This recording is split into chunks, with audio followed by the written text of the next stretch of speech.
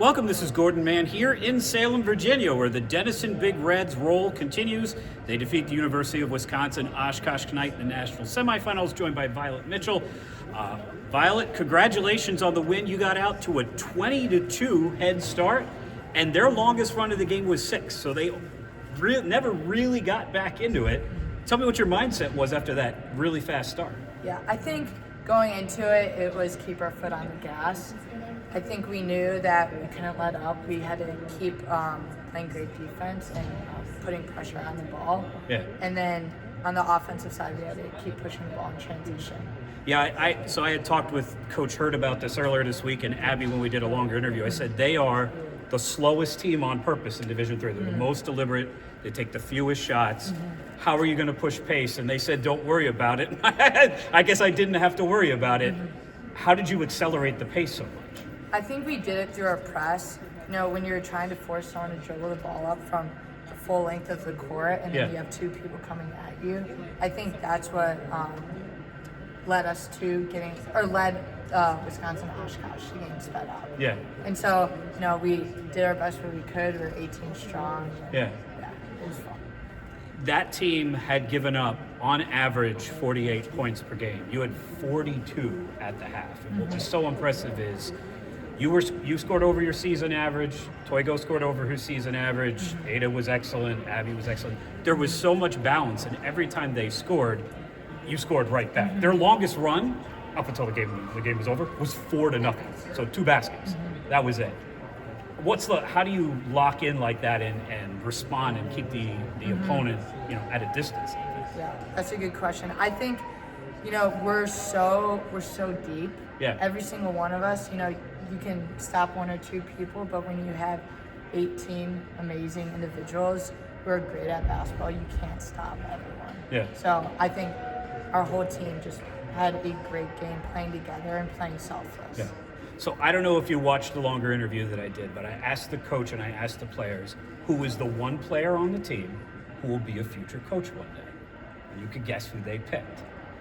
Tell me about how and it's clear as you're describing this, like, wow, this is really good. These are really good insights. What's your interest in coaching?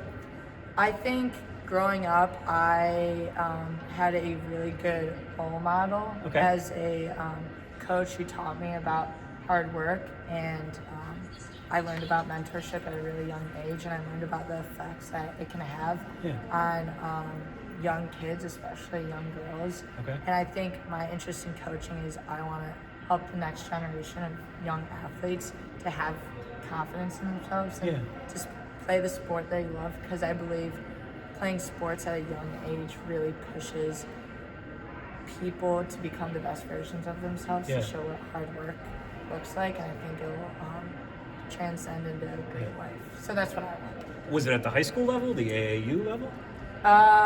For my experience, it was when I was in 4th grade. Oh, really? 4th grade. Yeah. Okay. Yeah. That's really young. What makes a really good youth coach? I think the ability to encourage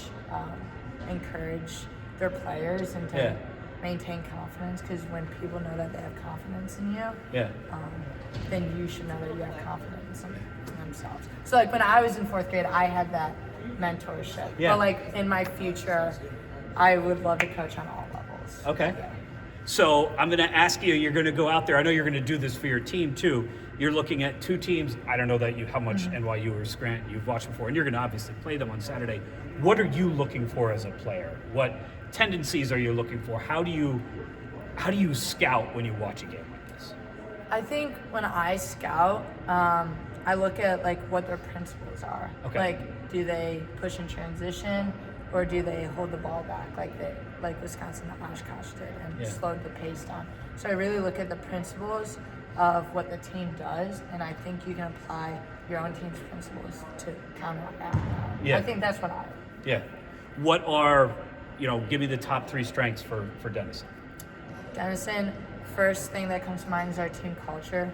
We play for each other, and we have so much fun with each other. I mean, it's a family, and I'm so grateful to be a part of such a great team, and I think it stemmed from the coaches. Our coaching staff is unbelievable, and they're such great role models for us. The second thing is, I would say, how deep we are as a team. All 18 of us are great players. Yeah. And it's really fun to play with each other. And then the third is, I think, we're all very well-rounded basketball players. Right. So I noticed that. Defensively sound, offensively sound. Well, we don't know whether it will be Scranton or the NYU Violets, but we do know we'll have at least one Violet in the national championship game. That's Violet Mitchell. Denison rolls on for D3Hoops.com. This is Gordon Mann.